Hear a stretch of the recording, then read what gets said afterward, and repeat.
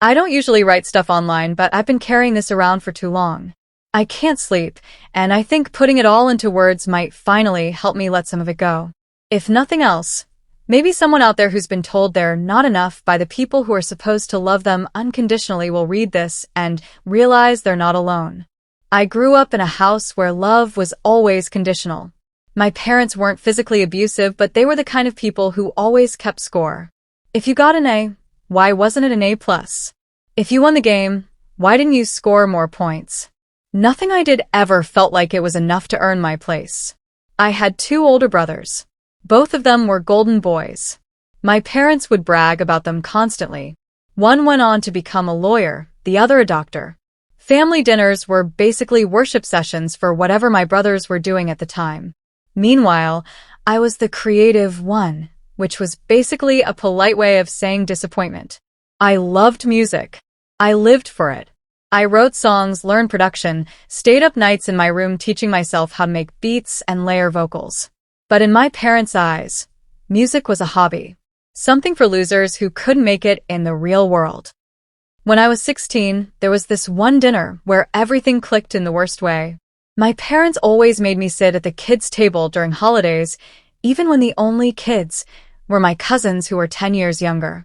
That year, I asked my mom if I could sit at the main table with everyone else, since I was almost an adult. I'll never forget what she said.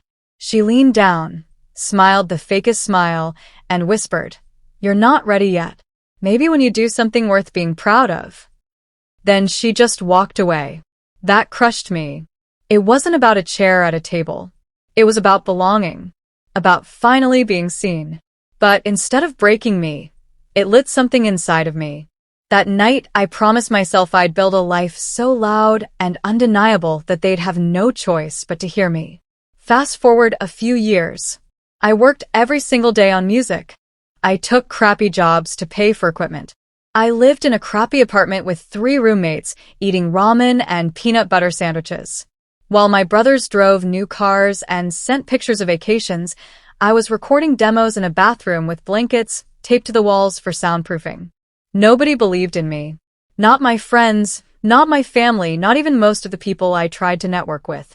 But I kept going because it was the only thing that made me feel alive. Eventually, one of my songs started gaining traction online. At first it was a few hundred streams, then thousands, then hundreds of thousands. A small indie label noticed me and reached out. That was the first real moment I thought maybe I wasn't crazy for chasing this dream. But I wanted more. I wanted to prove that I could stand toe-to-toe with the best. The big moment came last year. I got invited to perform at a showcase in LA where investors and labels scout for talent. I didn't tell my parents because I didn't want the pressure of their doubt weighing on me. I performed my set with every ounce of pain and hunger I'd carried since that dinner table rejection years ago. And then something wild happened. A rep from a major label came backstage after my set. He said he'd been following my stuff for a while, and he was ready to talk real numbers. I ended up negotiating a deal worth $2.5 million. I almost laughed when he said it out loud, because it felt like a dream. I signed it right there on stage in front of everyone. My hands were shaking so bad, I thought I might drop the pen. That moment felt like the climax of my entire life. Like every slammed door and every cold shoulder had finally led to this single, undeniable win. After the show, I called my parents. I thought maybe, just maybe, this would be the thing that finally made them proud. My mom answered, and I told her about the deal. There was this long pause. Then she said, "Well, I guess it's better than nothing. But don't forget it could all disappear tomorrow." My dad didn't even get on the phone. I hung up and sat there staring at the wall of my hotel room. I thought I'd feel vindicated, but instead I just felt empty.